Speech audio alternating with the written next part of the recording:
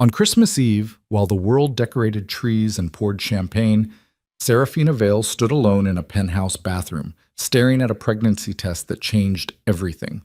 2 floors below, her husband's guests laughed and clinked glasses. 2 days from now, she would be gone. The divorce papers were already signed. The flight to London was already booked. And the man she once loved more than breathing, the man who had slowly, methodically, destroyed her from the inside out, had no idea she was carrying his child. What happens next will break your heart before it puts it back together. Drop your city in the comments and follow this story all the way to the end, because this one doesn't end where you think it does. Spam. The bathroom was white marble and silence. Serafina Vale stood at the vanity with both palms pressed flat against the cold stone edge, her eyes fixed on the thin plastic strip balanced across the soap dish. She had looked at it 17 times in the last 2 minutes. The result had not changed. 2 pink lines. She exhaled through her nose, slow, controlled, the kind of breath a person takes when they are trying very hard not to come apart in a room that does not belong to them anymore. The penthouse bathroom smelled like the cedar and bergamot candles she had bought 2 Christmases ago, back when she still believed that the right scent in the right room could make a marriage feel like a home. She had been wrong about a lot of things then. From 2 floors below, music drifted upward through the heated floors. Something orchestral, something Damien's event planner had selected because it conveyed the exact degree of wealth and sophistication that Damien Voss required all things in his orbit to convey. The annual Christmas Eve gathering, 40 guests, catered by a restaurant that had a 4-month wait list, bartenders in suits, a view of Manhattan that made people feel like they were standing at the edge of the world. Serafina had attended 6 of these parties as Damien's wife. This was not the 7th. She picked up the pregnancy test with 2 fingers, slipped it back into the pharmacy bag, and folded the top down twice. Then she tucked it inside the inner pocket of the carry-on bag sitting open on the bathroom floor between her feet, next to a rolled-up change of clothes and the novel she had been trying to finish for 4 months. She zipped the pocket closed. Her flight was at 11:50. It was currently 8:14. She straightened, looked at herself in the mirror for one long moment, dark circles, jaw tight, the kind of hollow expression that comes not from one bad night but from 3 years of slow erosion. And then she turned and walked back into the master bedroom. The bedroom was dim. She had turned off the overhead lights an hour ago and left only the lamp on the far nightstand burning. The bed was made. She had made it that morning out of habit, smoothing every corner with the same automatic care she had applied to everything in this apartment, this life, this marriage, long after it had stopped meaning anything. Muscle memory. The body continuing to tend a garden the mind had already abandoned.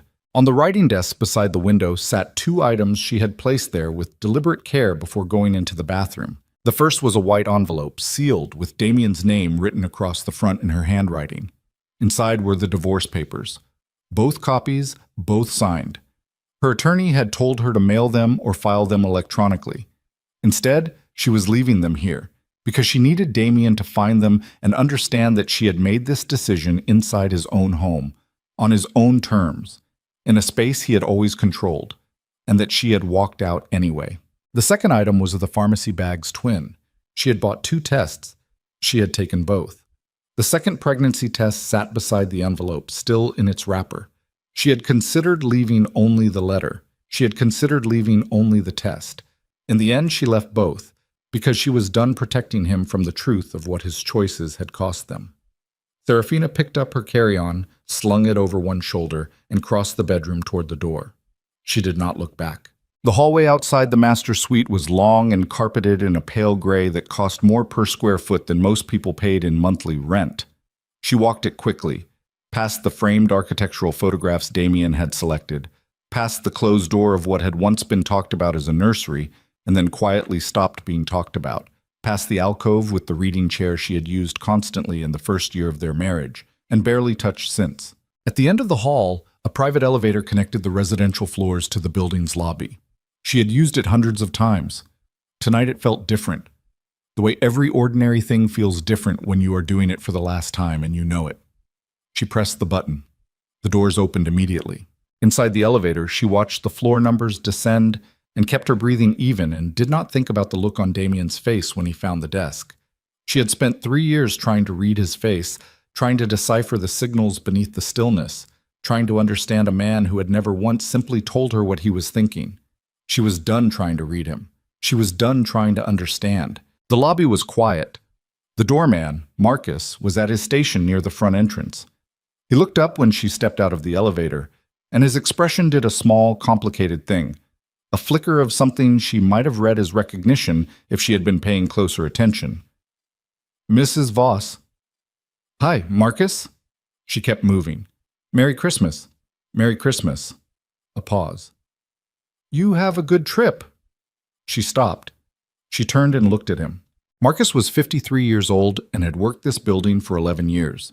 He was a man of careful discretion and zero drama.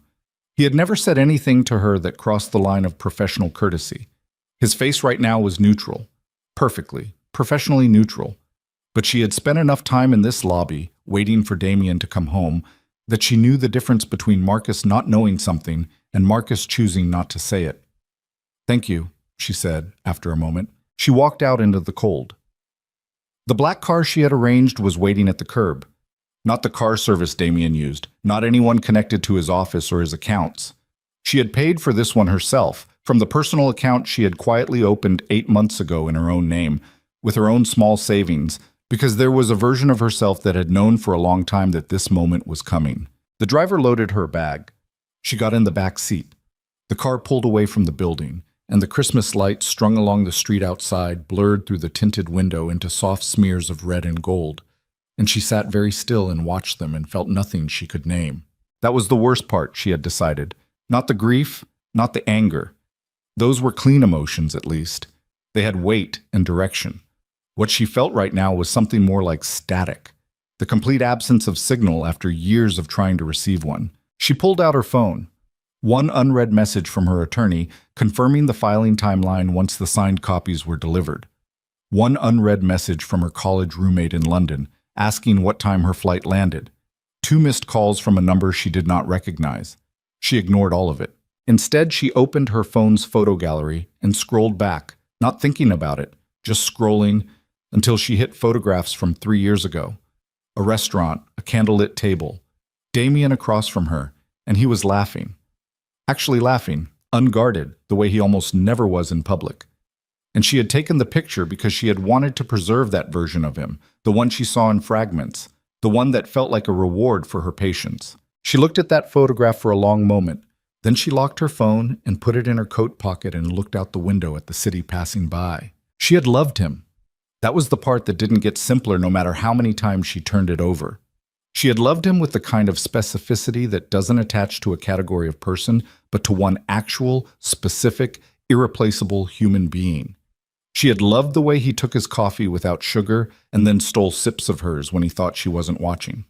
She had loved the way he read physical newspapers, actual paper, and folded them into smaller and smaller rectangles until the story he was reading was a 2-inch square. She had loved the particular silence of being in a room with him when neither of them was performing anything. But love, she had learned, does not keep a marriage together any more than good intentions keep a ship from sinking. You also need someone who shows up. Someone who tells you the truth. Someone who, when the pressure builds and the fear gets loud, does not turn you into a problem to be managed from a safe distance. Damien had managed her for 3 years. Now she was done being managed. The airport was loud and bright in the way airports are always loud and bright at night. A particular fluorescent urgency that has nothing to do with what time it is and everything to do with the idea that somewhere, someone is always in transit. She checked in at the counter, cleared security, found her gate. The terminal was decorated for Christmas. Artificial trees, tinsel wound around the railings, a speaker system playing carols that the crowd noise regularly swallowed. Her flight was boarding in 90 minutes. She found a seat near the window and sat with her carry-on in her lap and watched the planes on the tarmac and tried to imagine what London felt like. She had been there twice, briefly, for work. She had a contact there, a gallery owner named Iris who had been asking her for 2 years to come help curate an exhibition series. She had a place to stay, a short-term rental, already paid for the first month. She had a plan, or the skeleton of one. She had not planned for 2 pink lines. She pressed her hand flat against her abdomen, just for a second, and then moved it away. Not yet. She couldn't think about that yet. Get on the plane first, get across the ocean, Get somewhere that is not here. Then think. She bought a cup of coffee from a kiosk near the gate and sat back down and did not think about the fact that she had left a pregnancy test on Damien Voss's desk on Christmas Eve. She thought about the view from Iris's apartment, which she had seen in photographs. A canal, narrow brick buildings, morning light that apparently came in sideways and turned everything amber. She thought about waking up in a place that had no memory of her marriage, no physical evidence of the years she had spent trying to hold something together that had been quietly disintegrating at its core. She thought about starting over. She thought about the specific, terrifying freedom of having no idea what happened next. Her phone buzzed. A text from the unknown number that had called twice earlier. She stared at it. The message was 5 words. I know where you are. She sat very still. Her first thought was that it was him. Her second thought was that it couldn't be, because Damien was at the party 2 floors below the desk where she had left the envelope and the test, and there was no way he had found them yet. And even if he had, Damien Voss did not send 5-word texts. He summoned. He appeared. He stood in a doorway and made the air in a room feel different. Her third thought arrived before she could reach her fourth. The text was not from Damien. She typed back, "Who is this?" 3 dots appeared. Then, "Someone who knows what your husband has been hiding." She lowered the phone slowly. Her coffee was getting cold. Around her the terminal hummed and shuffled, and a child somewhere was crying about something, and 2 men in suits were arguing over a shared armrest with the focused hostility of people who had been traveling for too long. Ordinary airport noise. Ordinary Christmas Eve chaos. She looked at her phone again. The 3 dots had disappeared. No follow-up message. She stood up, sat back down, stood up again and walked to the floor-to-ceiling window and looked out at the tarmac and thought carefully about what to do with the information she had just received, which was almost no information at all. Just a hook, just enough to open a door and see if she'd walk through it. She did not walk through it. She went back to her seat, put her phone face down on the seat beside her, and picked up her novel. She read the same paragraph 4 times. The boarding announcement came at 11:20, Zone 1 first, then Zone 2. She was Zone 2. She got to her feet, gathered her bag, joined the back of the forming line. The line moved slowly. She inched forward. The gate agent scanned the boarding pass of the man in front of her, then the woman in front of her. Then she was at the front. She held out her phone. The gate agent reached for the scanner. And then someone called her name. Not shouted, not desperate, just said it. Serafina, in a voice that she had spent 3 years of her life learning the particular frequencies of. The way you learn a piece of music you've played so many times, you can hear it in your sleep. She turned. Damien Voss was standing 30 feet away in the middle of the terminal concourse, still in the dark suit he had worn to his own party. No coat. His tie loosened, his jaw set in a way that meant he had been moving fast and then made himself stop.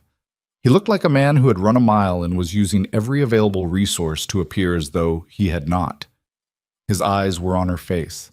Just her face. Like nothing else in the terminal existed. In his right hand, held loosely, was the white envelope. In his left hand, held less loosely, she noticed with a shock that moved through her chest like cold water, was the pregnancy test. He had found them. He had found them and come here. And it was 11:22 on Christmas Eve, and her flight was boarding right now, and he was standing there like the answer to a question she had stopped asking. "Ma'am?" The gate agent was waiting. Serafina did not move. Damien did not move either. He just stood there, 30 feet away, and looked at her, and let the distance between them be what it was.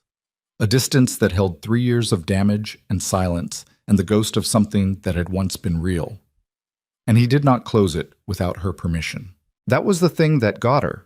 Not the running, not the fact that he had come. The fact that after everything, after all of it, he still knew that she needed to choose whether to let him cross the distance, that he still knew that about her. "Ma'am, I need to scan." "1 second," Serafina said. She lowered her phone. She looked at Damien Voss across 30 feet of Christmas Eve terminal, with his suit and his loosened tie and her divorce papers in one hand and the proof of their unborn child in the other, and she felt the static in her chest shift. Not clear, not clean, but different. Like a frequency changing, like something beneath the noise trying to resolve into a signal. She did not board the plane. She stepped out of line. The gate agent made a small sound of frustration. The line behind her shuffled to fill the gap. Serafina walked toward Damien with her carry-on over her shoulder, and her cold coffee in her hand, and her heart doing something she could not immediately categorize. And when she reached him, she stopped with 2 feet of air between them and looked at his face. Really looked at it, the way she had stopped letting herself look at it somewhere in the second year. And what she saw there was not the careful blankness he wore to board meetings and galas and negotiations. What she saw was fear, not performed fear, not strategic vulnerability, actual, unfiltered, open-faced fear. Damien Voss was afraid. She had never, in 3 years of marriage, seen him afraid. "You weren't supposed to find those yet," she said. Her voice came out steadier than she felt. "I went upstairs to check on you." His voice was low. "You weren't there." "I know." "How long have you known?" He looked down at the test in his hand, then back up at her. 2 days. Something moved across his face. 2 days, he repeated, and the words came out with a specific weight that told her he understood exactly what that meant, that she had known for 2 days and had still signed those papers, still packed that bag, still walked out. "Damien, I'm not going to beg you to stay." His jaw was tight. "I know I don't have the right to do that." "Then why are you here?" He looked at her for a long moment. The terminal noise went on around them. The carols, the crying child, the loudspeaker announcing a delayed flight. And he stood in the middle of all of it and said quietly, with a precision that told her he had been thinking about how to say this since the moment he found the desk. "Because I have been keeping something from you for almost 2 years. Something that explains, not excuses, explains everything that happened to us. And you deserve to know what it is before you get on that plane." He paused. "And because if you're carrying my child, I will not let you fly across an ocean without at least asking you to hear me out." Serafina looked at the envelope in his hand, then at the test, then at his face. "You have until they close the gate," she said. Something shifted in his expression. Not relief. Not yet. Something more like a man who has been standing at the edge of a cliff for a very long time and has finally decided to step back. "That's enough," he said. "That's enough time." But it wasn't. Because what Damien Voss said in the next 12 minutes, standing in Gate B7 of JFK International Airport on Christmas Eve, while the last call for Flight 447 to London echoed over their heads, was not something that could be processed in 12 minutes. It was not something that could be processed in 12 days.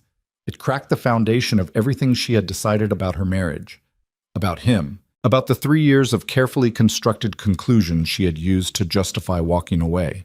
And when the gate agent made the final boarding announcement, and Serafina Vale stood in Terminal 4 with the ruins of her certainty scattered around her feet like broken glass, she realized something that terrified her more than any of it. She did not get on the plane, and she had no idea what that meant yet. But when Damien reached out his hand, slowly, carefully, the way you extend your hand toward something you are not sure will let you touch it, she looked at it for a long moment. Then she looked up at him. And in his eyes, past the fear and the discipline and the years of carefully managed distance, she saw something she had spent the last year telling herself she had imagined. She saw the man she had married. She saw him still there. Whether that was enough, whether anything he could say or do was enough, she genuinely did not know. But when the last boarding call faded over the speakers and the gate door began to close and Damien stood there with his hand out and his face open and 3 years of unanswered questions finally taking shape between them, Serafina Vale made a choice. She did not take his hand, not yet, but she did not walk away either. "Tell me everything," she said. "All of it. No edits." Damien exhaled, a long, slow breath that sounded like something he had been holding for a very long time. "Okay," he said. "Okay." And what he said next, what he finally, after 2 years of silence, actually told her, was worse than she had imagined, and more complicated than she had feared. And the reason he had done what he had done was not the reason she had constructed in her head across 3 years of unanswered dinners and empty beds, and a marriage that had slowly turned into a beautiful, suffocating lie. The reason changed everything. It didn't fix anything, but it changed everything. She stood in Terminal 4 while Flight 447 to London pushed back from the gate without her, and she listened to her husband tell her the truth for the first time. And somewhere beneath the grief and the anger and the exhaustion, in a place she had not visited in a very long time, something that had gone very quiet began. Faint, uncertain, dangerous, to stir. Her phone buzzed once. She ignored it. The unknown number. 5 new words. You should have gotten on that plane. The airport had a bar called Threshold. Serafina noticed the name when Damien steered her toward it, 2 fingers barely touching her elbow, not gripping, just indicating direction the way you might guide someone through a crowded room when you're not sure you have the right to actually touch them. She let him. She wasn't sure why. Maybe because her legs had gone slightly unreliable and the bar had chairs, or maybe because the name felt accurate. Threshold. The place between 2 things, neither one nor the other. They took a corner table, away from the televisions and the cluster of stranded holiday travelers drinking their delays away. A server came. Damien ordered sparkling water without looking at the menu. Serafina ordered the same, and the server left, and they sat across from each other in the particular silence of 2 people who have just said things that cannot be unsaid and are now figuring out what comes next. Her phone was face down on the table between them. He looked at it once. Someone texted you, he said. At the gate, I saw your face. Unknown number. What did they say? She turned the phone over and showed him the messages, watched his face while he read them. The careful blankness he usually wore to things like this, the executive neutrality, the boardroom mask, didn't fully materialize this time. What she saw instead was something tighter, something that moved behind his eyes the way something moves in deep water when you drop a stone in. He set the phone down without touching it. How long have you had contact with this number? I haven't. Those are the only messages. Did you respond? Once. I asked who it was. He nodded once, slowly. Then he leaned back in his chair and looked at her with the kind of look that meant he was doing a calculation. Not about her, she understood now, but about something adjacent to her, something she didn't have the full picture of yet. That look. She had hated that look for 3 years without understanding what it actually meant. Tell me, she said. You said you would tell me everything. I will. Then start. The sparkling water arrived. He waited for the server to leave. Then he put both forearms on the table and looked at her directly. Not the sideways, managed eye contact he had defaulted to across 3 years of dinner tables and careful conversations, but direct, full. The way he had looked at her in the early months, before whatever happened happened. His name is Rowan Steele, Damien said. He was my chief operations officer for 4 years. I trusted him more than I have ever trusted anyone in a professional context. I gave him access to everything, accounts, contacts, infrastructure, all of it. Serafina waited. About 2 years ago, I started finding inconsistencies. Small ones at first. Redirected funds in amounts that wouldn't trigger internal review. Contractors being paid for work that didn't exist. I had my financial team run a quiet audit. He paused. What they found was not a man skimming money. It was a man who had been systematically building a parallel operation inside my company for years, using my resources, using my reputation as cover. For what? For things I will not put my name on. He said it flatly, no performance. Things that, if they were ever publicly linked to Voss Capital, would have destroyed not just the company, but every person connected to it. A beat, including you. The bar noise continued around them. Ice in glasses, low conversations, a television in the corner replaying a Christmas Eve news segment. When I confronted him, Damien said, he did not deny it. He told me that if I moved against him, he would release documentation implicating me in everything he had built, fabricated documentation, detailed enough and specific enough that by the time anyone established the truth, the damage would be done. His jaw tightened. And then he told me something else. What? Damien looked at her. He told me he had people watching you. The sentence landed without drama. No music cue. Just those 5 words sitting on the table between them like something heavy and cold. Watching me, she said. He had someone on you.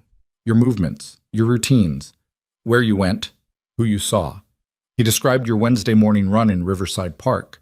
He described the coffee shop on Amsterdam Avenue where you went after. He described what you ordered. Damien's voice was even, but something in it was costing him. He knew things that I had never told him. That meant someone had been physically tracking you, and had been doing it long enough to have a routine mapped. Serafina sat very still. He told me the arrangement was simple. As long as I stayed quiet and stayed compliant, you were safe. The moment I moved against him, or went to anyone, or in any way threatened the operation he was running, he stopped, started again. He made it very clear what the alternative looked like. She picked up her glass, set it down without drinking from it. So you said nothing, she said. I said nothing. To anyone. To anyone. Including me. The two words sat between them. Including you, he said. She looked at him for a long time, long enough that he didn't try to fill the silence, which was either discipline or guilt or both. You decided, she said slowly, that the correct response to someone threatening my life was to keep me in the dark about it. I decided the safest response. I'm not asking about safe. Her voice came out harder than she expected. I'm asking about correct. I'm asking whether it occurred to you, at any point in the 2 years you were managing this situation, to tell your wife that her life was being used as leverage against you. If I had told you, I would have known. She cut him off cleanly. I would have understood why you were distant, why you stopped coming to bed, why you canceled every trip and rerouted every conversation and turned yourself into someone I barely recognized. I would have understood, Damien, instead of spending 2 years deciding I had done something wrong. Instead of spending 2 years trying to figure out which version of me you had gotten tired of. Something crossed his face, something that looked like it hurt. Good, she thought, and then immediately felt tired of herself for thinking it. I thought I was protecting you, he said. You were managing me. There's a difference. Serafina, don't. She held up one hand. I'm not finished. She took a breath. Did it work? Whatever you did, the silence, the compliance, did it work? He hesitated. Damien. I made contact with federal investigators 14 months ago. She stared at him. Quietly, he said. Through an attorney who had no traceable connection to me. I gave them everything. The documentation, the financial trails, the names of Steele's contacts. I wore a wire in 3 meetings. I gave them enough to build a case that couldn't be dismantled. His voice was measured, but underneath it was something exhausted, something that had been carrying weight for a long time. 3 months ago, Steele was indicted. His operation was dismantled. He is currently awaiting trial, and the terms of his cooperation agreement prohibit any contact with anyone connected to my company or my personal life. Serafina looked at the table, then back up at him. The surveillance, she said. The people watching me. Identified and removed. 14 months ago, when the federal involvement began. I had a private security firm sweep your routines without your knowledge. I know that's... He stopped. I know. You had people watching the people watching me.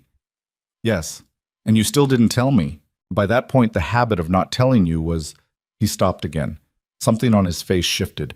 That's not an excuse. I know that's not an excuse. I'm just trying to explain how the silence became its own thing.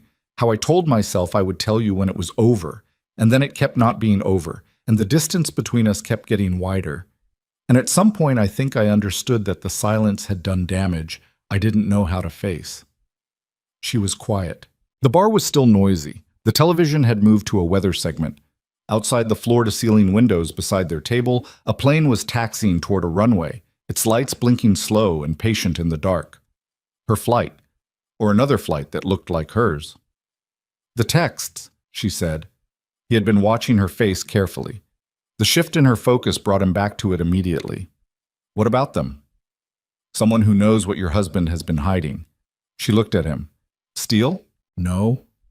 He said it without hesitation, which meant he had already thought about it. Steele has too much to lose. The terms of his cooperation? Then who? Someone in his network who wasn't swept up in the indictment. Someone who knows enough to be dangerous, but not enough to be prosecutable. He pulled out his own phone. I need to make a call. Right now? Right now. Right? She watched him dial, watched him wait, jaw tight, through 2 rings. Then someone picked up, and Damien said without preamble, I need a trace on 2 incoming messages sent to my wife's cell in the last 40 minutes.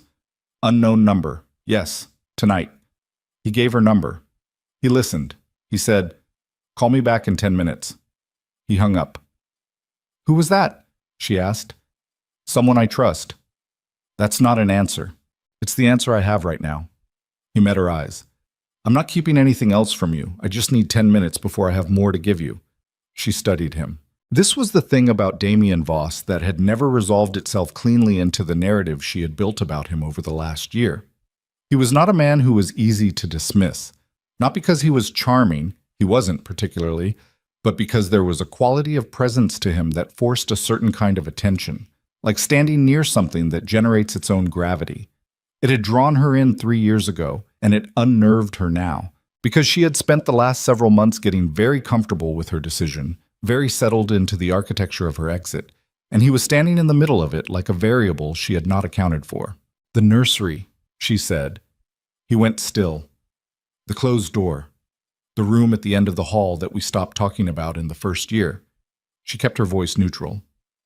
You said, at the gate, you said you'd been planning, even while things were falling apart. Yes. Explain that. He looked at her for a long moment. Then he said, There's a property outside the city. I bought it 8 months ago. I'll take you there if you'll let me. The explanation lands differently if you see it. I don't want to see something. I want you to tell me. Sarah. Don't call me that. The name landed between them like a line drawn in a floor. He stopped. Something in his face recalibrated. I built a studio, he said quietly. On the property. A north-facing room with skylights, the way you described once, years ago, when you talked about the kind of space you'd want to work in if you had a choice. You described it once at dinner, in the first month we were together. You probably don't remember. She remembered. She remembered exactly. I had a nursery designed, he said. Not because I knew. I didn't know until tonight. I had it designed because even when I was doing everything wrong, even when I was so far inside the problem that I couldn't see past it, I was still thinking about what I was trying to get back to. He paused. About who I was trying to get back to. She looked at him. Her chest hurt. She was furious at her chest for hurting. You should have told me, she said. The anger in her voice had changed texture. Less sharp, more ragged. Worse, in a way. All of it. Everything. You should have trusted me with it. Yes. I would have stayed. The sentence left her before she could stop it. She felt it leave, felt the specific vulnerability of it the moment it was out. Damien didn't move, didn't exploit it, didn't lean into it. He sat with it the way you sit with something that cost you to receive. I know, he said. Don't. She pressed her fingers against her eyes, dropped her hand. I don't know why I said that. Because it's true. Damien, I know. He exhaled. I'm not using it. I know. She reached for her water, drank some of it. Outside, the plane she had been watching completed its taxi and aligned with the runway. She watched it begin to move, watched it accelerate, watched it lift. Gone. 2 weeks, he said. She looked at him. That's what I'm asking for. Not forever, not a decision. 2 weeks. Come to the property with me, let me show you what I've been building, and if at the end of 2 weeks you want to file those papers and get on any flight going anywhere, I will personally drive you to the airport. You're negotiating with me. I'm asking. There's a difference. Yes, he said. There is. And I'm asking. She looked at him for a long time.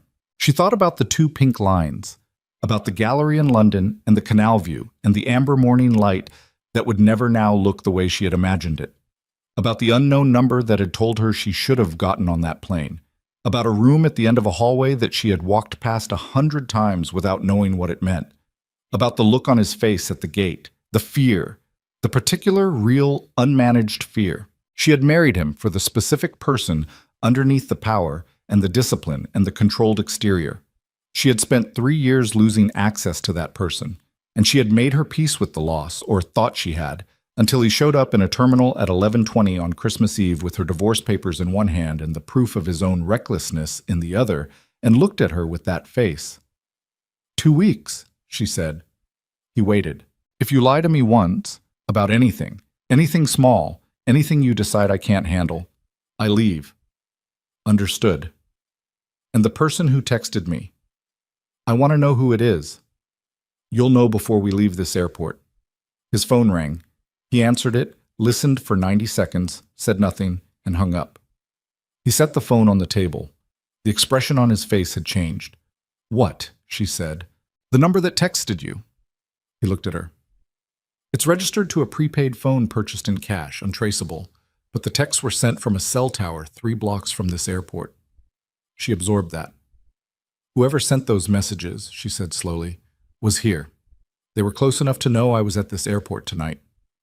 Yes. Which means they knew I was leaving. Yes. How? He looked at her. In his eyes, behind the control, she saw something she had not seen there since the beginning. Not fear this time. Something colder and more focused than fear. I don't know yet, he said, but the way he said it, the particular flatness of it, the way his hands had gone very still on the table, told her that not knowing yet was a specific temporary condition, that the machinery behind his eyes was already working on it, that whoever had sent those messages had made a significant tactical error in sending them. Serafina picked up her phone, read the messages again. You should have gotten on that plane. She thought about what it meant that someone had known she was at this airport, that someone had known about Damien's secrets, that someone had wanted her gone badly enough to send an anonymous warning on Christmas Eve. And then a thought arrived that she had not expected. What if the warning wasn't a threat? What if whoever sent those messages had been trying to protect her? She looked at Damien across the table. He was watching her face the way he watched things when he was working a problem. Not with the managed blankness, but with the focus. The specific, unguarded focus he brought to things that mattered. She thought, I don't know who you are yet. I thought I did. I spent 3 years building a picture of you, and I think most of it was wrong, and that is either the most devastating thing I have ever discovered or the most... Her phone buzzed. The unknown number again. One new message. She turned the phone so he could see it at the same time she read it. 4 words. He hasn't told you everything. He hadn't told her everything. Serafina read it twice. Then she set the phone face down on the table with a precise, deliberate movement, the way you set down something you are not yet ready to deal with but cannot afford to ignore. Damien was already on his feet, not panicked. Damien Voss did not panic. She had come to understand that this was simply not a mode available to him, but moving. He had his phone out and was dialing before she could ask who, and when the call connected, he said 2 words, "We're compromised," and then listened for 15 seconds and said, "The airport bar. Yes, now," and hung up. "Who are you calling?" she asked. "His name is Calvin Marsh. He's been handling my security since the federal investigation began." "You have a security handler?" "Yes." "That you never told me about." He looked at her. "I'm telling you now." "You're telling me now because someone just texted me that you're still lying." "I'm telling you now because things just changed and you need to know who's coming." He sat back down, but he didn't settle. He sat at the front edge of the chair, weight forward, the way people sit when they are prepared to move. Calvin is going to want to see those messages. And then what? And then we figure out who's sending them. She looked at him. "Is there something you haven't told me?" "Serafina, answer the question." He was quiet for 3 seconds. 3 seconds was a long time for Damien. 3 seconds meant something was happening behind those eyes that he was choosing how to phrase, and the choosing was costing him something. "There is something," he said carefully, "that I have been trying to determine the right time to tell you." The bar noise receded. Not literally. The televisions and the ice and the stranded travelers were all still there. But something in her attention narrowed until the periphery simply stopped registering. "There is no right time," she said. "There is right now. Calvin should be here." "Damien." Her voice dropped low. Not soft. Low the way temperatures drop. "If you make me wait one more time for information I should have had 2 years ago, I will walk out of this bar and I will not be coming back." He looked at her. Then he said, "Rowan Steele didn't act alone." She waited. "Inside my organization, before the indictment, he had a partner. Someone who fed him operational intelligence. Someone who had access to internal communications, to security rotations, to my personal calendar." He paused. "Someone I have not been able to identify with certainty." "With certainty?" she repeated. Meaning you have a suspicion. Meaning I have a name that I cannot yet prove. Give me the name. He looked at her for a long moment, long enough that she could see the specific reluctance in it. Not the reluctance of a man protecting himself, but the reluctance of a man who understands that what he's about to say will do damage regardless of whether it's true. Marcus, he said. She heard the word, processed it. Marcus, she said, as in our doorman, as in the man who has worked that building for 11 years and knew every pattern of our life. His voice was steady but tight. As in the man who watched you leave tonight and said, specifically, have a good trip, not Merry Christmas, not take care, have a good trip, as if he knew. Lots of people knew I was leaving, she said. But the cold thing was already moving through her chest because she had noticed it too.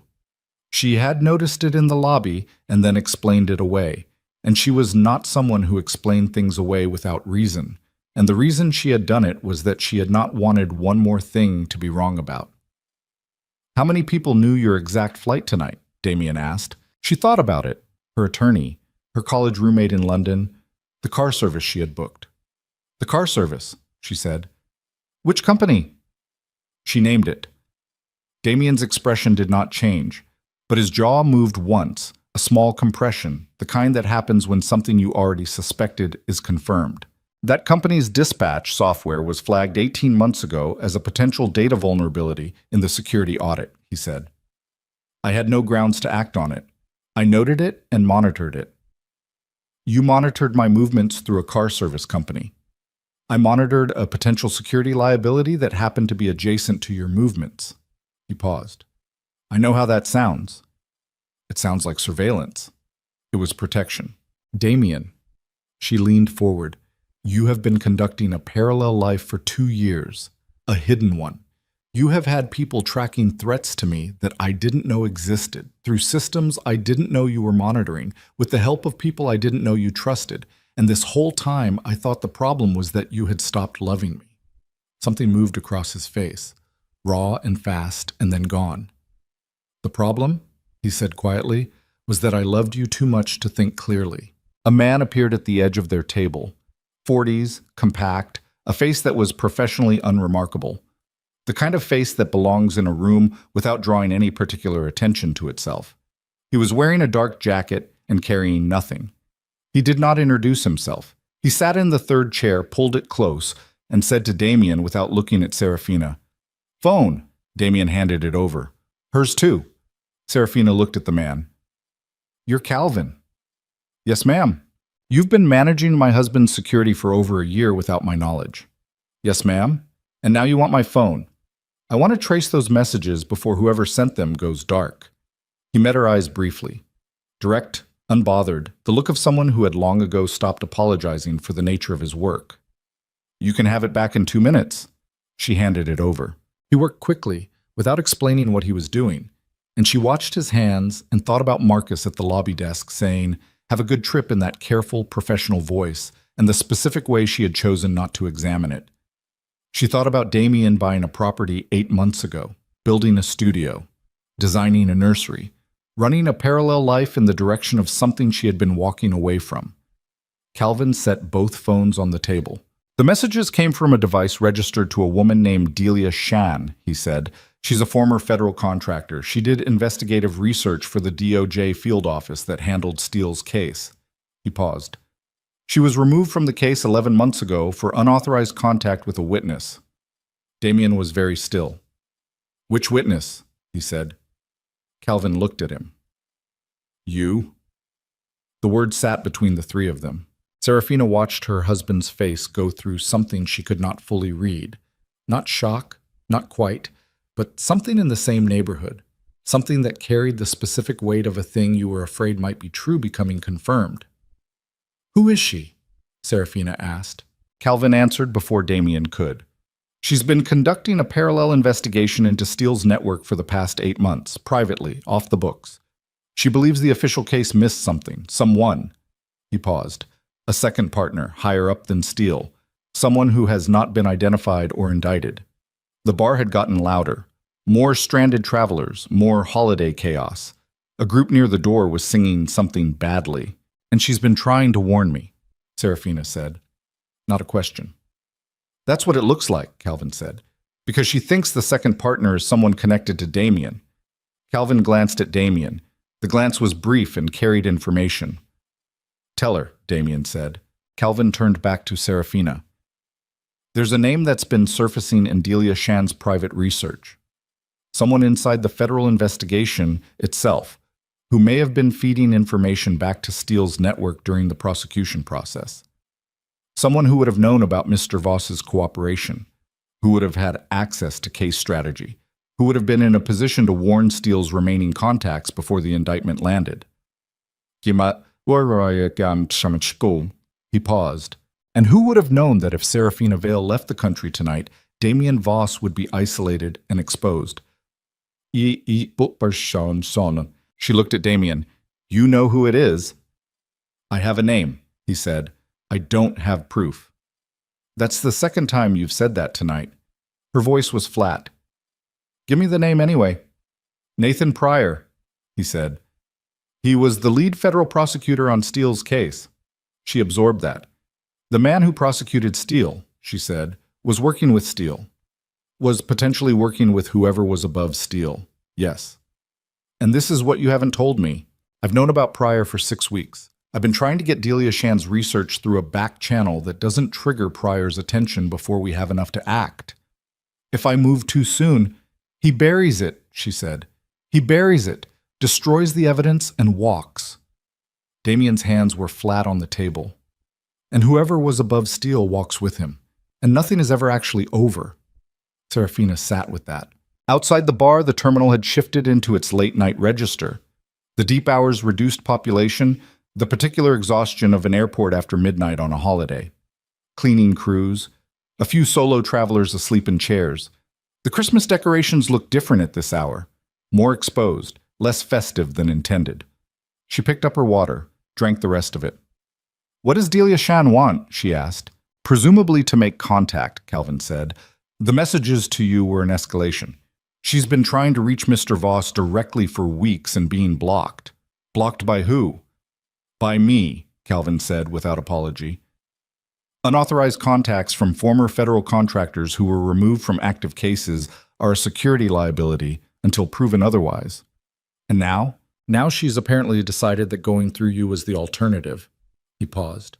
Which tells me she's either desperate or she's found something she believes is time-sensitive. Serafina looked at Damien. Call her. We don't have her number. She has mine, Serafina said. She picked up her phone, found the unknown contact, typed, This is Serafina. Tell me what you know. Then she looked up at the two men watching her and said, I am not a variable in this. I am not a person to be protected by being kept in the dark. Are we clear? Calvin looked at Damien. Damien said, We're clear. Her phone buzzed within 40 seconds. The response was not a text. It was an address, a parking structure 2 terminals over, level 3. And then, come alone, both of you. No security.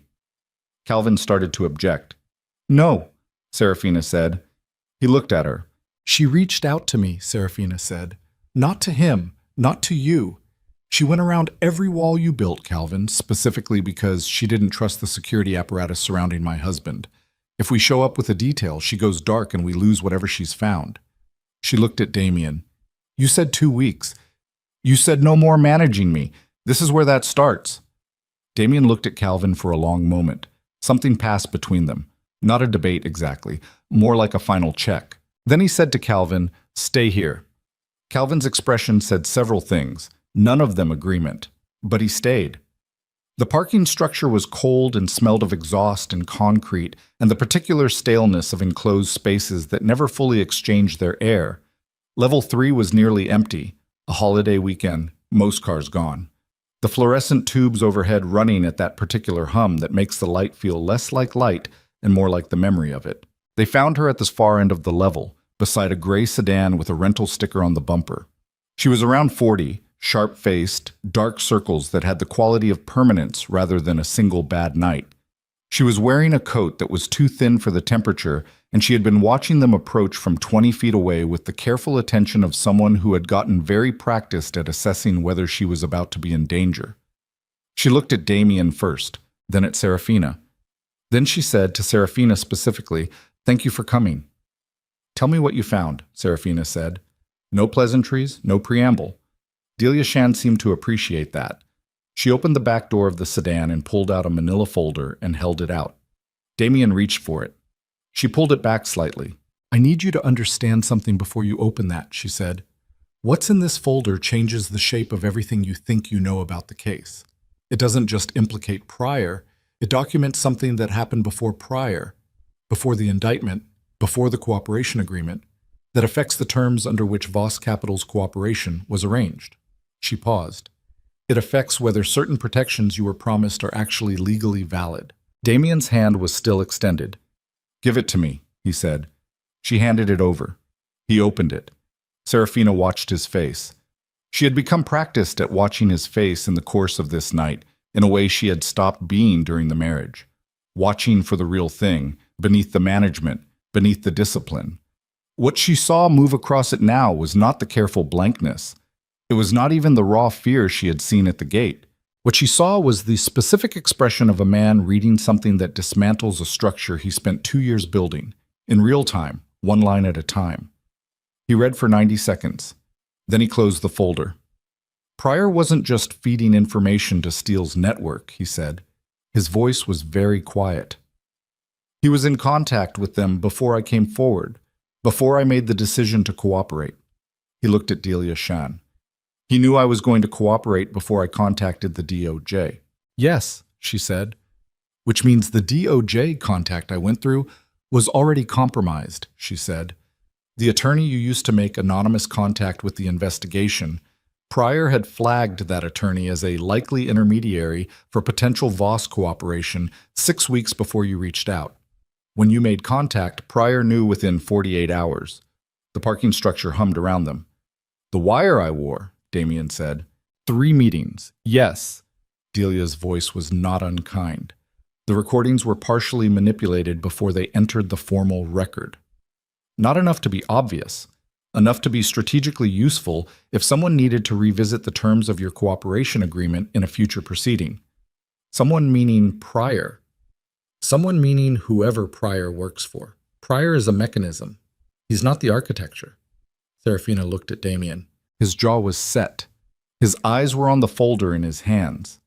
She could see the calculation happening, the rapid, silent inventory of everything this changed, everything this threatened, every protection he had believed he had secured, and that was apparently constructed on a foundation that someone had been quietly undermining from the beginning.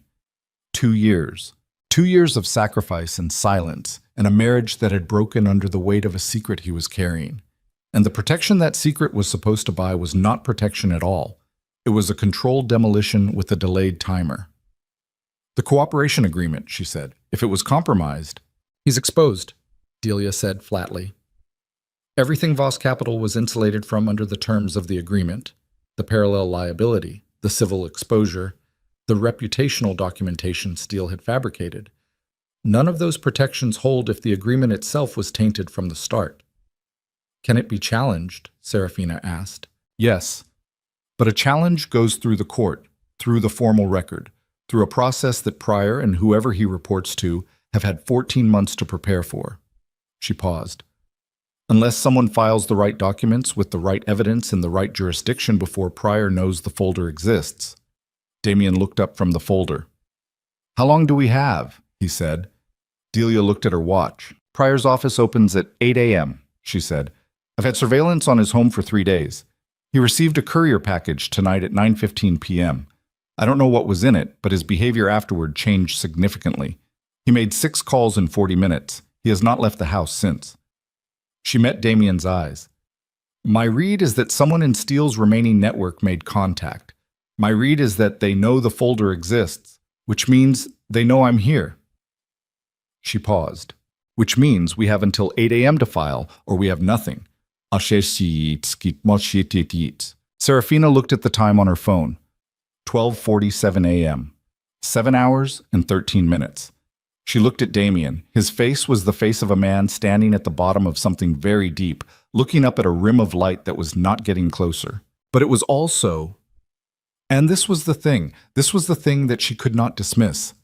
The face of a man who was not running, who was not managing, who was not calculating the angle of retreat. He was standing in a freezing parking structure on Christmas Eve with the ruins of 2 years of careful strategy in his hands, and he was standing still. That was what she held on to as they moved. The three of them went back through the terminal at a pace that was not quite running. The deliberate fast walk of people who need to cover ground without triggering the particular attention that running in an airport triggers. Delia was ahead, phone already out, navigating something. Damien was beside Serafina, close enough that she could feel the heat coming off him despite the cold they'd just come in from, and Calvin fell in behind them the moment they cleared the parking structure entrance, because Calvin had not actually stayed at the bar, and the look Damien gave him when he materialized was not surprise. It was the look of a man who had expected exactly this, and was choosing not to spend time on it. Prior, Damien said to Calvin, low and without breaking stride. I heard, Calvin said. You were listening. I was doing my job. Delia glanced back at Calvin, and something moved across her face. Not hostility exactly, but the careful recalibration of someone adjusting to variables she hadn't planned for. How much did you get? Enough, Calvin said. The attorney? Greaves? Yes. I can reach him in 20 minutes. He's compromised. His personal cell, not the office line. There's a protocol. Calvin looked at Damien. If we're filing before 8, we need him awake and moving in the next 30. Damien said, make the call. Calvin peeled off toward a quieter section of the terminal, already dialing.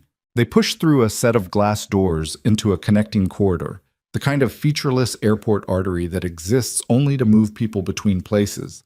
No retail, no seating, just polished floors and overhead lighting and the faint smell of recycled air. Their footsteps echoed. The filing, Serafina said. Walk me through it. Delia glanced at her. The folder contains documented evidence of prosecutorial misconduct in a federal case. Specifically, evidence that Nathan Pryor received material from Steele's network prior to and during the cooperation proceedings, and that recording evidence was altered before entering the formal case record. She was speaking quickly, but clearly, the cadence of someone who had rehearsed this explanation in her head many times.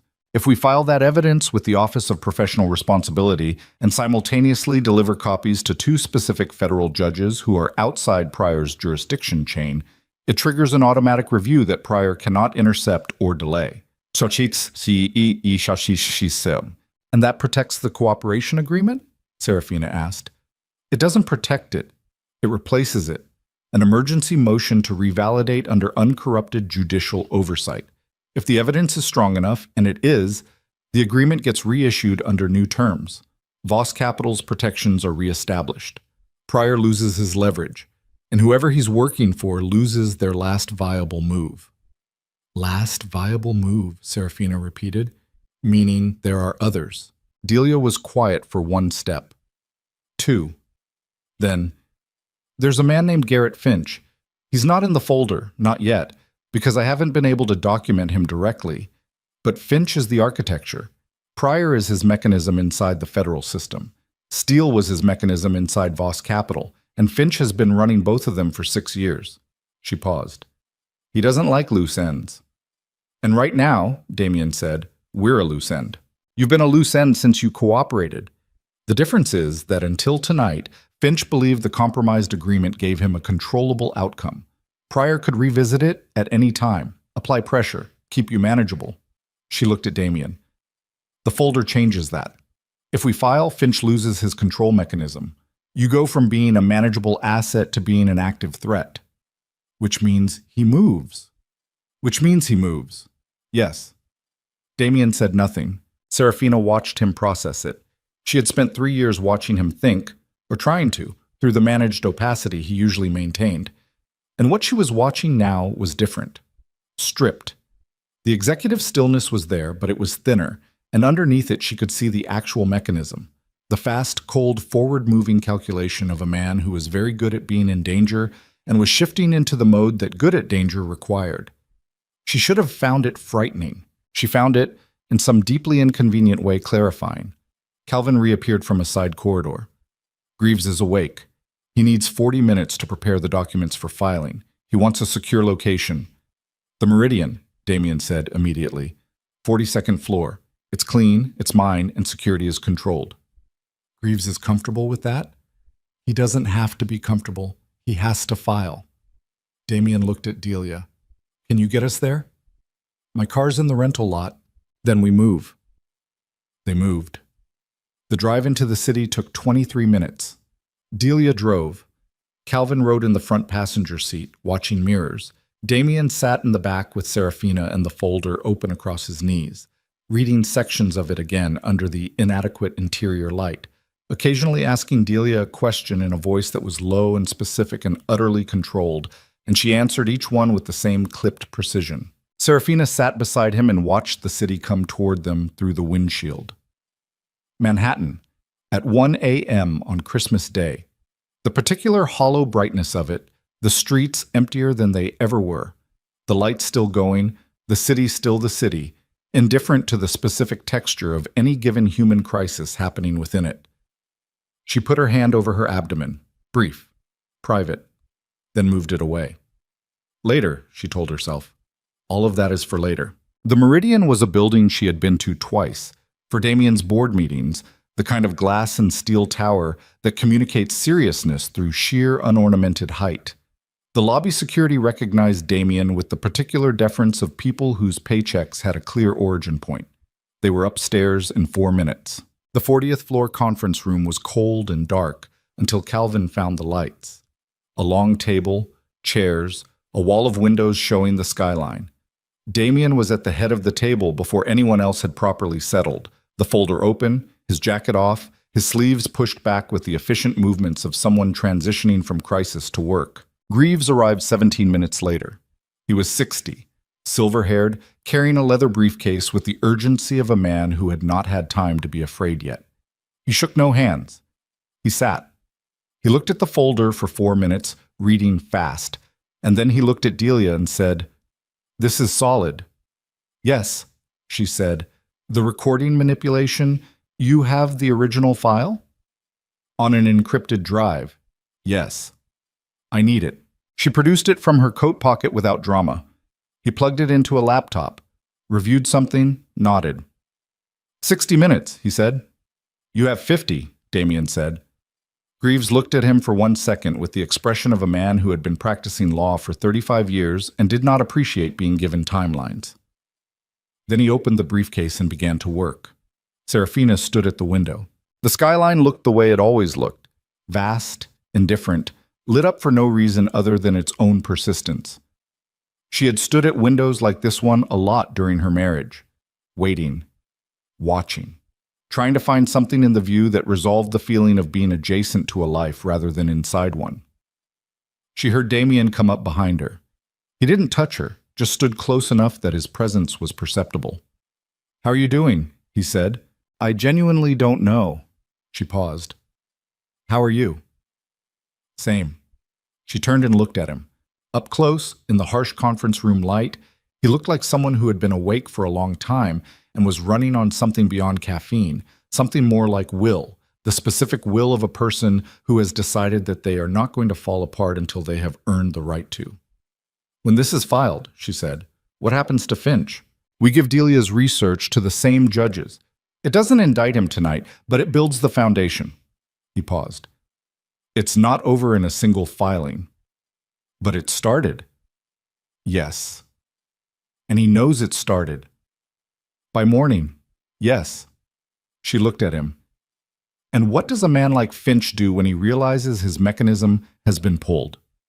Damien met her eyes. He didn't answer. He didn't need to. She turned back to the window. They stood in silence for 30 seconds, which was not uncomfortable. It was a different kind of silence than the silences of their marriage. Those had been the silence of two people losing the thread. This was the silence of two people standing at the edge of something and knowing it. Then Calvin's phone rang. He answered, listened for 10 seconds. His face did not change, but his posture did. A subtle hardening, the shift from high alert to something beyond it. "Where?" he said. He listened. "How many?" He listened again.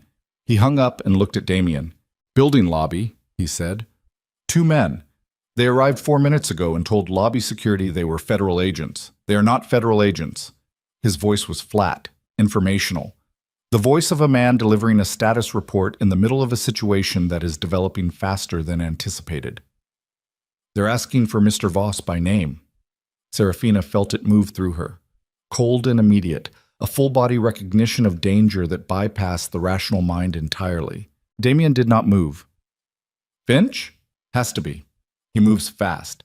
He had 4 hours of warning. If Pryor reached out at 9:15, he had time to position."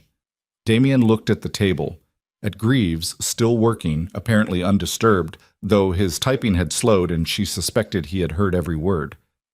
"How long?" "Greaves needs 30 more minutes minimum," Calvin said. "The lobby buys us maybe 10 before they find another way in."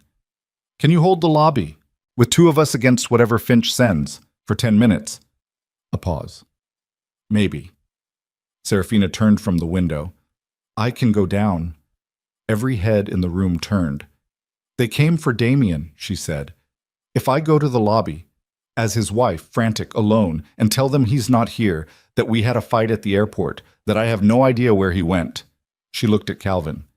"It buys time." "Absolutely not," Damien said. "It's the logical play." "You are pregnant." "I am also the only person in this room who they're not looking for." Her voice was clear and hard. "I'm not a target. I'm a wife. If I go down there looking scared and confused, they spend time on me. That's time Greaves uses to finish." "Serafina." Damien's voice had dropped very low. The specific low of someone exercising enormous control over what they actually want to say. "I will not send you into a lobby with men who work for Garrett Finch. You're not sending me. I'm going. There's a difference between brave and what?" She crossed the room until she was 3 feet from him and looked up at him directly, the way she had stopped letting herself do during the marriage. "And what, Damien? Foolish? Reckless? Like cooperating with a compromised federal investigation? Like spending 2 years alone inside a problem that was destroying your marriage because you decided alone was safer?" She paused.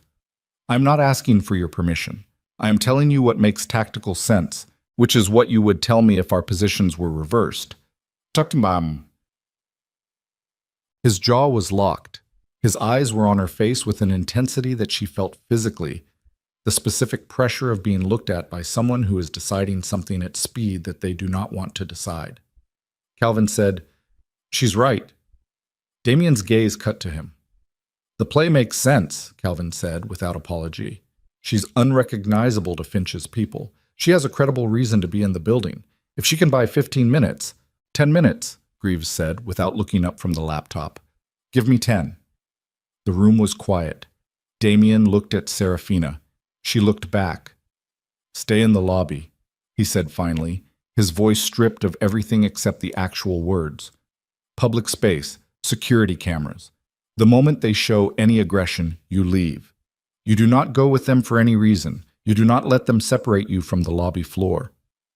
"Understood." "Serafina." "I understand." He looked at her for one more second. Something in his face that she would think about later. Not the fear this time, not the calculation, but something underneath both of those. Something that looked like a man who had spent 2 years protecting the wrong things, finally understanding which thing actually needed protecting. He reached out and adjusted the collar of her coat. One small, precise movement. Then he dropped his hand. "Go," he said. The elevator down was 30 seconds that felt longer. She watched the floor numbers descend and kept her breathing slow and deliberate, and thought about nothing except the lobby and the men in the lobby and the story she was about to perform. She was not a performer by nature.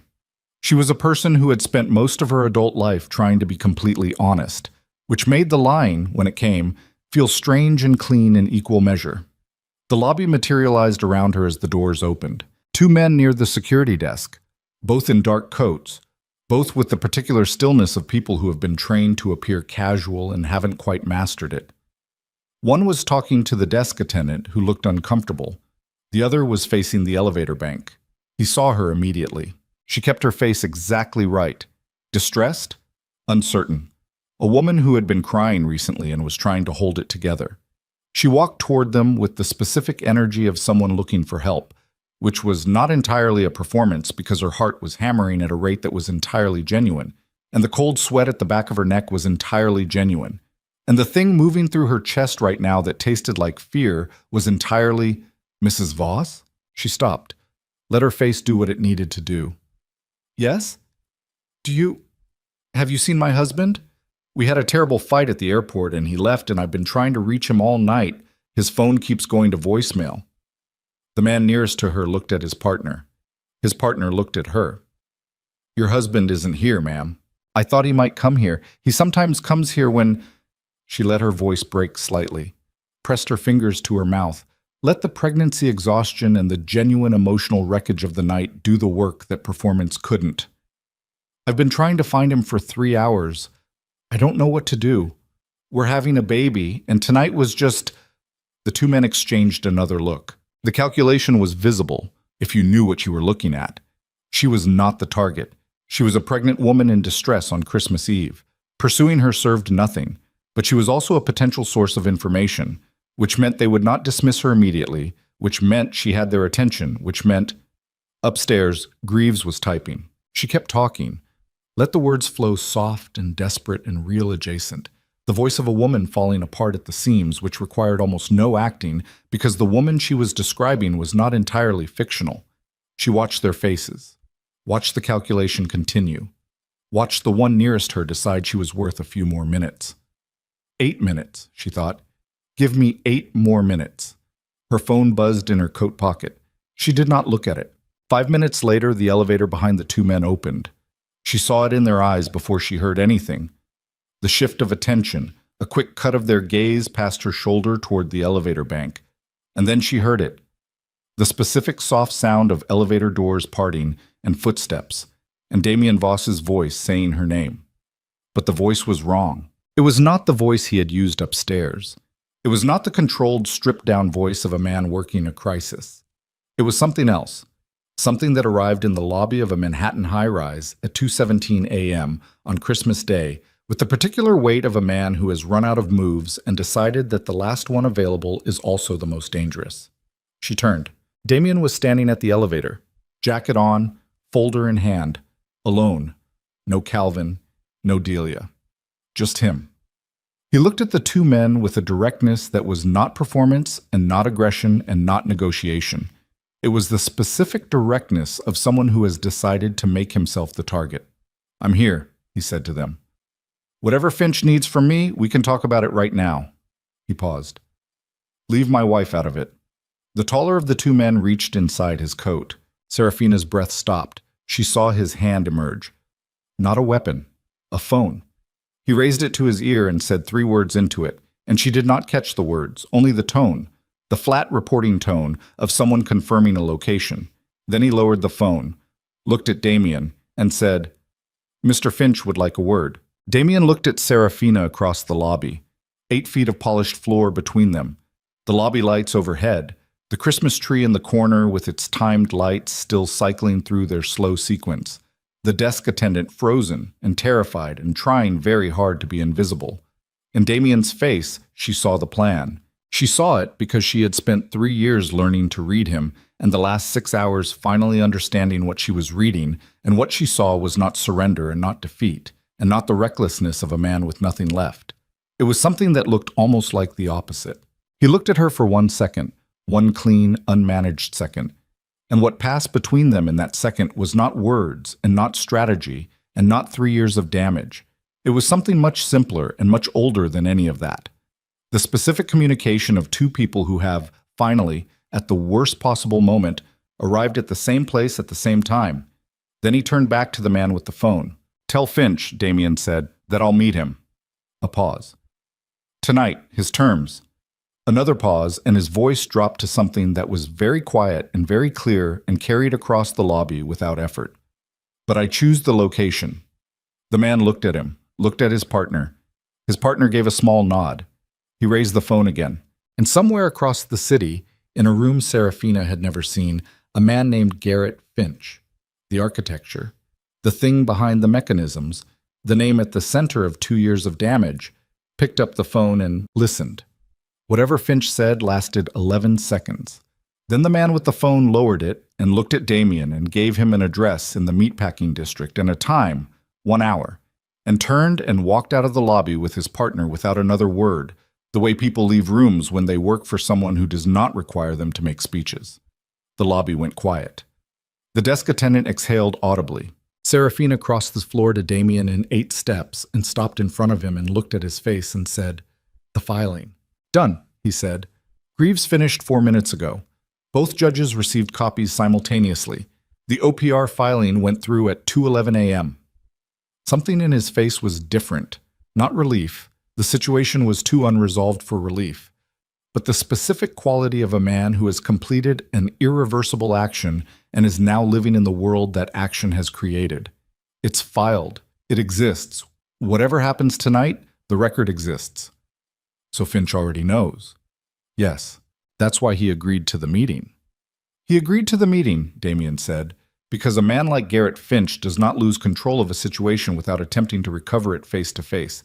He wants to assess the damage. He wants to look at me and determine whether there's still a move available to him. He paused. And there isn't, but he needs to confirm that himself. She looked at him. "You're going?" "Yes." "Calvin. We'll be there. 2 federal contacts I've maintained outside Pryor's jurisdiction chain. Delia has their numbers. She's already made contact. They'll be positioned at the location before we arrive." He paused. "It's a controlled meet. Monitored. I am not walking into a room with Garrett Finch without documentation and witnesses." "That is not the same as safe." "No," he said. "It isn't." She held his gaze. Outside, through the lobby's glass facade, the city was doing what it always did. Indifferent, continuous, lit against the dark. And somewhere in the meatpacking district, a man named Garrett Finch was sitting with the knowledge that 2 years of careful architecture had been filed into a federal record in the middle of the night by a woman in a parking structure and a compromised lawyer who had found his conscience at 2 a.m. on Christmas Day, and he was deciding what to do with the 45 minutes he had left. "I'm coming," Serafina said. "No." "Damien, no?" His voice was not loud. It was the opposite of loud. It was the voice of someone who has used up the last of their negotiating flexibility and arrived at the place underneath it, the actual bedrock. "Not because I don't trust you, not because I'm managing you, because you are carrying our child, and I have already asked more of you tonight than I had any right to ask, and there are lines I will not cross regardless of the tactical logic." He looked at her. "This is one of them." She looked back at him, wanted to argue, found somewhere underneath the argument that she understood him. Not agreed with. Understood. The specific, irreducible difference. "Delia stays with you," he said. "Here, I want you on the 42nd floor with the door locked until Calvin calls and tells you it's done." "And if Calvin doesn't call?" He didn't answer that. She hadn't expected him to. "Go," she said. He looked at her one more time, the same way he had looked at her in the lobby before he stepped forward, that one clean, unmanaged second, the thing beneath everything else. And then he walked to the elevator, and the doors closed, and he was gone. Delia appeared from the corridor behind the security desk, where she had apparently been standing for some time. She looked at Serafina with the expression of a woman who had spent 8 months inside a dangerous situation and had developed a very accurate radar for when something mattered. "Upstairs?" she said. "Upstairs," Serafina said. The 42nd floor conference room felt different with 3 fewer people in it. Greaves had packed his briefcase and gone. His job was done. The filing was complete. He had the particular urgency of a man who wanted several hundred miles between himself and whatever came next. The table still held the remnants of the night's work. Water glasses, Delia's folder, a legal pad covered in Damien's handwriting that Serafina had not seen him use. She sat at the table and looked at the legal pad. His handwriting was small and precise. She had always known this about him, had watched him take notes in the margins of newspapers and on the backs of envelopes, and once, memorably, on the inside cover of a novel she had been reading, which had annoyed her enormously at the time, and which she had thought about often in the months since as a specific piece of evidence of a life that had been shared. The notes on the pad were not personal. They were case-related, names, numbers, a timeline of the filing sequence. But the handwriting was his, and it was 3 a.m. on Christmas Day, and she was 42 floors above Manhattan waiting to find out whether her husband came home from a meeting with a man who had spent 2 years trying to destroy him. Delia made coffee from the credenza machine in the corner, set a cup in front of Serafina without asking, sat across from her. "The baby," Delia said. Serafina looked at her. "How far along?" 6 weeks. Approximately. Delia nodded. She wrapped both hands around her own cup. "I've been watching your husband for 8 months," she said, "from a distance mostly, through documents and surveillance logs and testimony transcripts." She paused. "He's not what I expected when I started." "What did you expect?" "Someone who cooperated with federal investigators because it was the most strategically advantageous exit from an untenable position." She looked at the table. "What I found, when I went deeper, was someone who cooperated because the alternative was becoming something he'd decided he wasn't willing to become." She paused again. "There's a difference. It doesn't show up in the documents easily, but it's there if you look." Serafina looked at the legal pad. "He talked about you," Delia said, "in the wire recordings. Not directly. He was careful. He knew he was being recorded.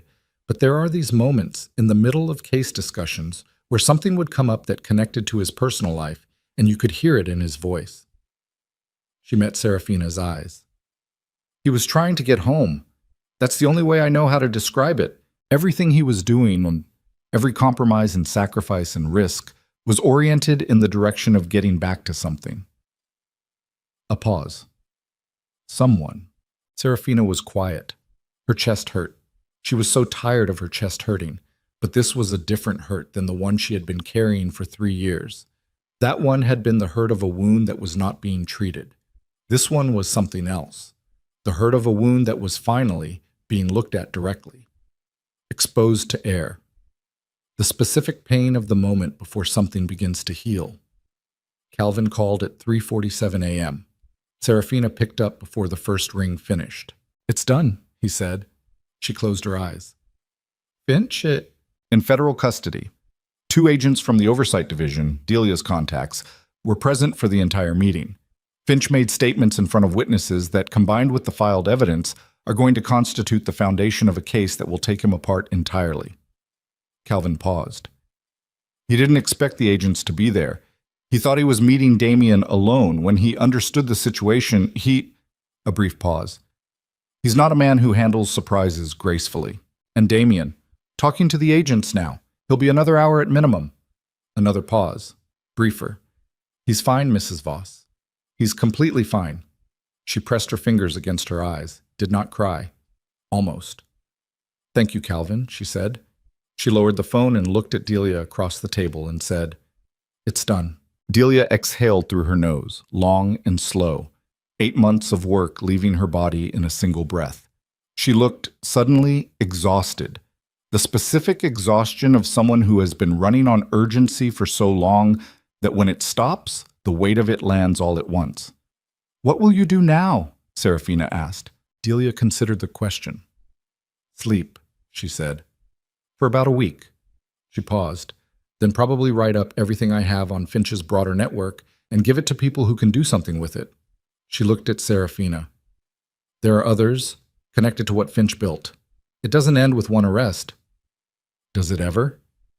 "No," Delia said simply. "But you make it harder for the next one. That's the work." They sat in the early morning quiet of a conference room 42 floors up, while the city continued its indifferent existence below them. And Serafina thought about that. The work. The ongoing, unglamorous, structurally imperfect work of trying to make things slightly less broken than you found them. No clean endings, no final victories. Just the accumulated weight of choices made in the right direction, one at a time, in the dark, without guarantee. She thought she understood, for the first time, what Damien had been doing for 2 years. Not well. Not wisely. Not in a way that had not cost them both enormously, but in the right direction. Damien arrived at 5:12 a.m. She heard the elevator before she heard him. The soft hydraulic sound of it arriving, the doors opening, and then his footsteps on the corridor floor, and then the conference room door. He looked like a man who had been awake for 24 hours and had spent the last 2 of them in the middle of something that had required everything he had. His jacket was gone. His shirt was untucked on one side. There was a small cut above his left eyebrow that had been cleaned but not covered. Something had happened at the meeting that Calvin had described as Finch not handling surprises gracefully, and she understood now what that had looked like physically. He stopped in the doorway, looked at her. She stood up. Delia, without being asked, picked up her folder and her coat and said, "I'll give you a minute," and walked past Damien into the corridor and pulled the door closed behind her.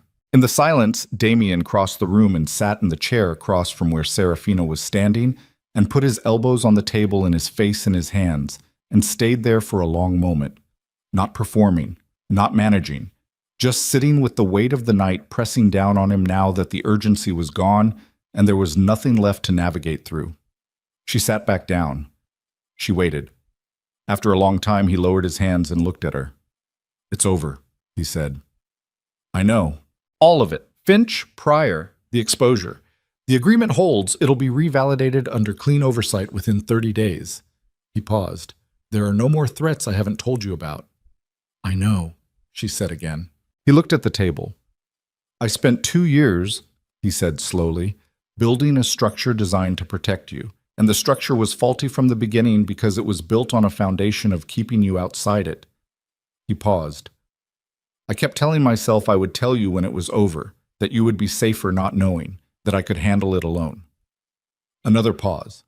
"I think I understood somewhere around month 14 that I was also keeping you outside it, because if you knew and the worst happened anyway, if something happened to you despite everything I was doing, I would not have been able to survive that." She listened. "So I managed the risk by managing the distance," he said, "and the distance became the damage." He looked up at her. "I know that's not an excuse. I know that understanding why you did something wrong doesn't make it right. I want you to know that every wrong thing I did came from the same place." He stopped. "From you." The conference room was very quiet. Outside the windows, the sky over Manhattan was doing the thing it does in the hour before dawn. Not lightning yet, not quite, but changing texture. The darkness becoming slightly less absolute, the city below shifting from the orange-black of deep night towards something grayer and more tentative. "The pregnancy test on your desk," she said. "Yes?" "You found it and came to the airport." "I found it and I—" He stopped. Started again. "I found it and for about 10 seconds I couldn't breathe. And then I could, and the only thought I had was that I was not going to let you get on that plane without knowing everything." He paused. "Not for the baby. I need you to know it wasn't only because of the baby. I had been trying to find the right moment for weeks. The moment to tell you what was actually happening. And I kept not finding it because the right moment doesn't exist. When you've been silent for 2 years, there is no version of it that doesn't require you to simply start talking and accept whatever it costs." He looked at her. "The test made me stop calculating the cost." She picked up the legal pad, looked at his handwriting, set it down. "The ranch," she said, "it's real. The studio. North-facing skylights, the way you described it." He paused. "February 2021. We were at dinner at the place on Columbus, the one with the bad service and the good bread. You were talking about what it would take to actually work seriously on your painting again, and you described, very specifically, the quality of light you would need." He paused. "I remembered." "You built it from that." "Yes." She sat with that for a moment. The specific, unbearable tenderness of it. A man who had remembered a single sentence said at a dinner 4 years ago and built a room from it while his marriage was disintegrating around him. As an act of faith in a future he was terrified he had already destroyed. "The nursery," she said. "I had it designed 8 months ago. I didn't know." He was quiet. I had it designed because I needed to believe there was something to come back to." She pressed her lips together. "Damien, I know. You cannot do this again." Her voice was not angry. It was something harder and more important than angry. It was clear. The specific clarity of someone who has been through something and come out the other side, knowing exactly where the lines are. Whatever comes next, whatever difficulty or danger or situation you decide requires protection, I'm not someone you protect by excluding. You do not get to make decisions about what I can handle. You do not get to calculate the distance between us as a safety measure. She looked at him directly. If you have a problem, I am your partner. That means I carry it with you, or I don't carry anything at all. Bushki wamatbon oshiman. He held her gaze. Yes. I mean it.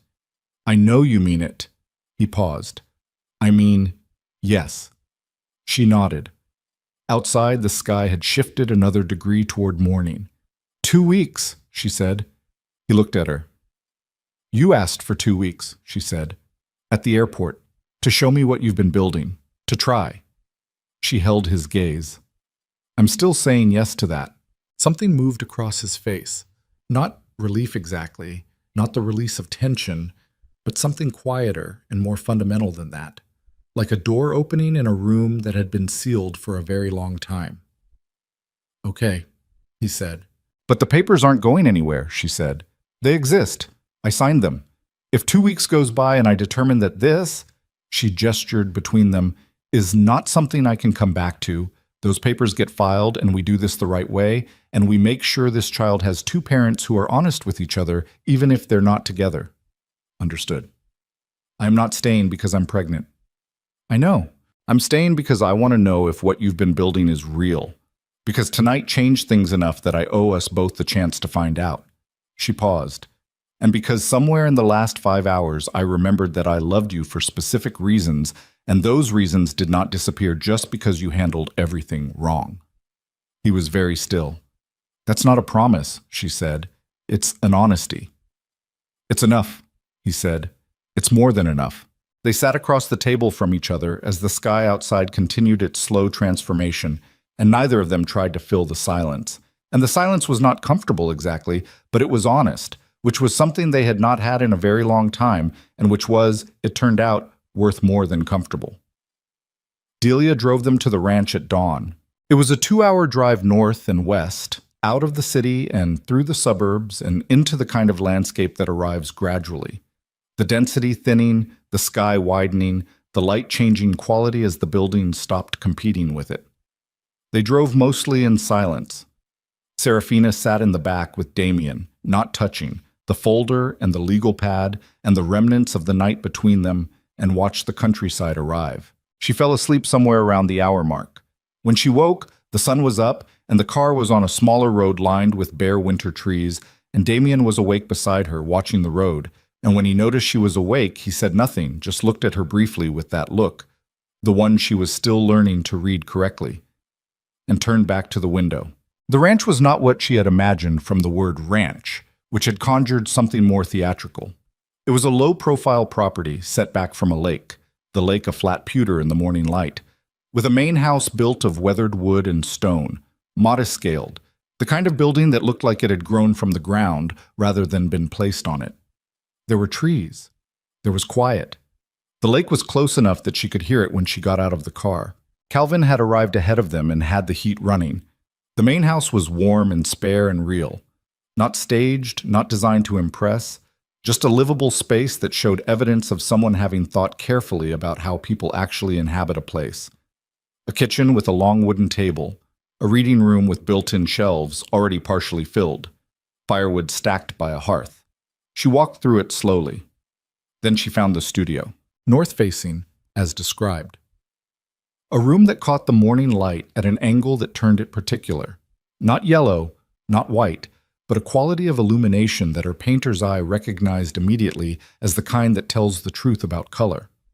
2 large skylights, a work table built to the right height, shelves empty and waiting. The smell of fresh wood and something mineral, like cold air that had been let in and then sealed.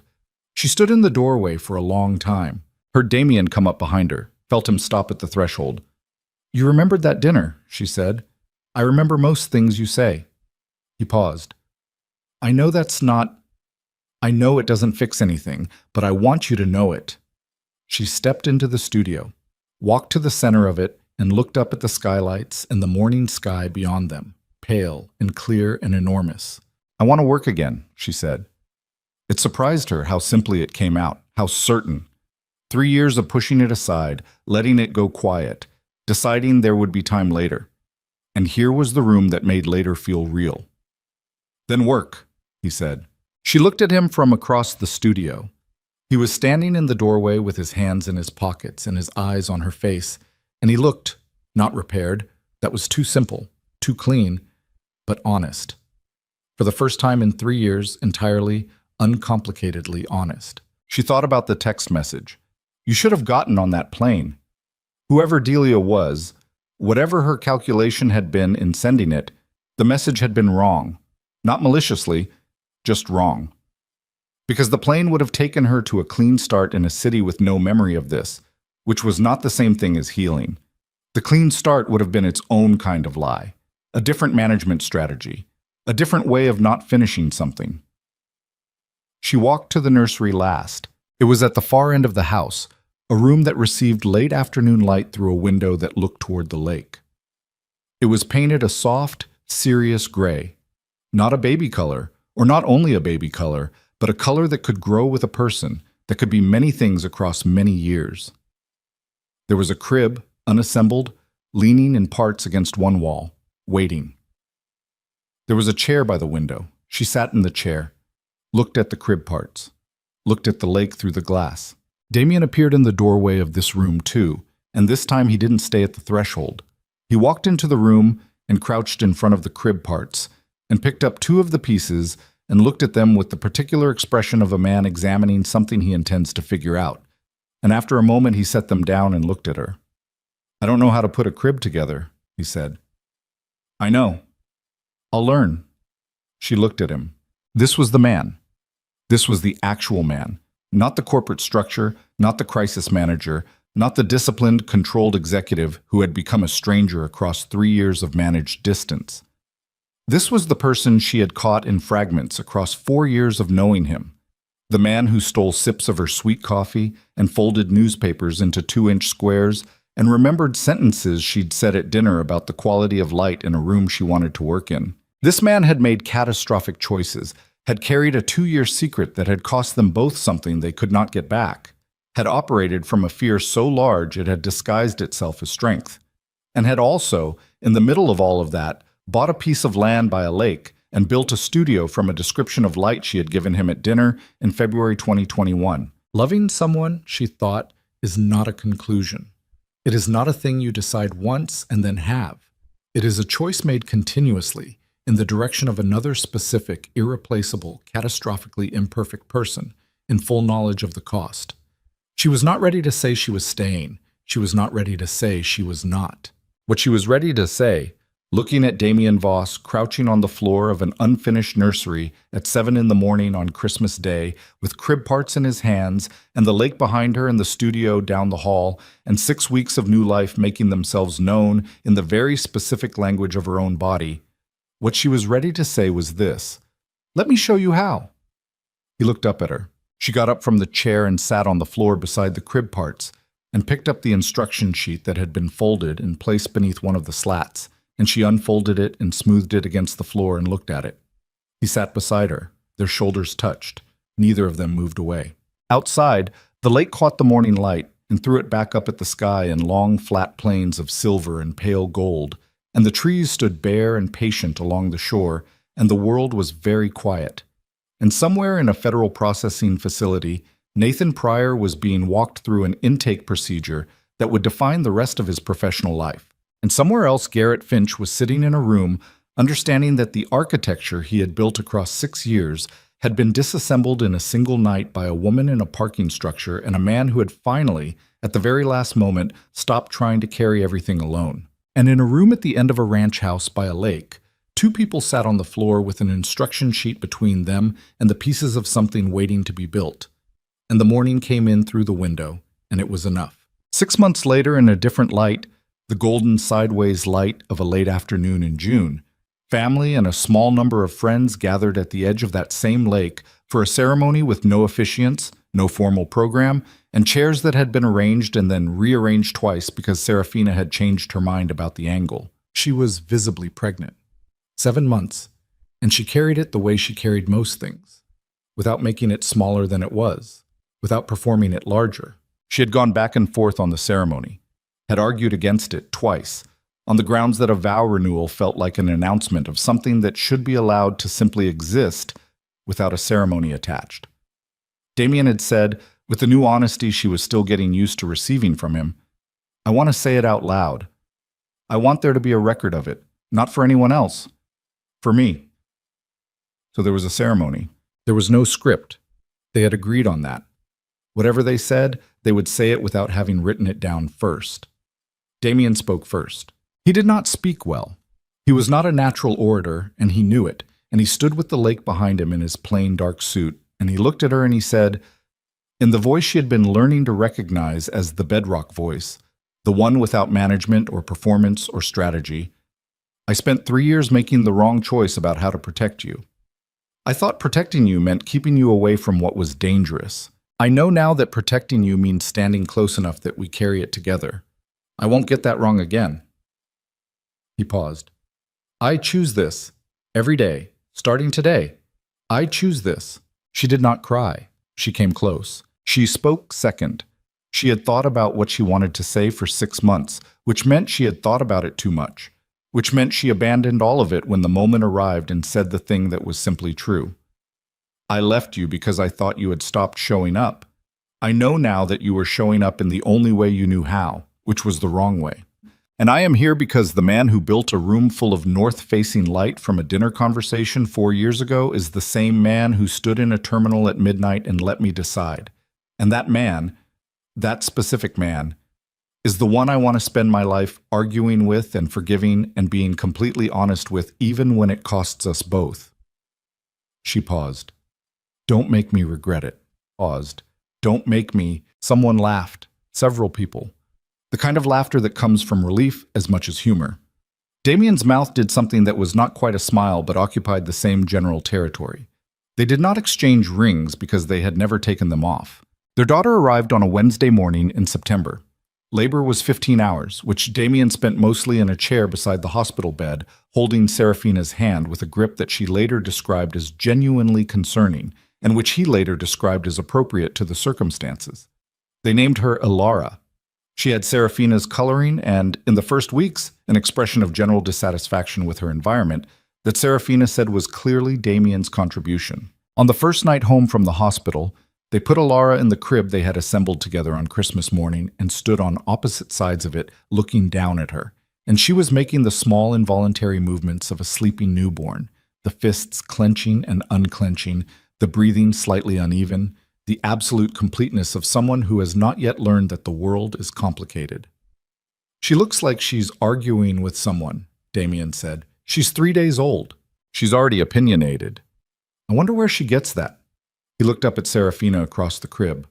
She looked back. Outside the window of the nursery, the September dark was clear and full of stars, and the lake was a dark mirror below them, and the studio was waiting down the hall with its north-facing skylights and its empty shelves. And somewhere in a federal courthouse, Nathan Pryor was entering a guilty plea that would take 3 days to process and a year to formally conclude. And Garrett Finch was in a holding facility working through the specifics of a case that Delia Shan's documentation had made essentially indefensible, and the agreement that had cost 2 years of a marriage was being revalidated under clean judicial oversight. And all of it was real, and none of it was simple, and the cost of it had been enormous and was not fully tallied yet, and probably never would be. And in the nursery, in the quiet, Damien reached across the crib and Serafina met him halfway, and he took her hand, and they stood like that for a long time, not talking, just present, while their daughter slept between them and the stars went on doing what stars do, which is shine without knowing anything about the dark they're pushing back against. "That is enough," she thought. "That is exactly enough." And it was.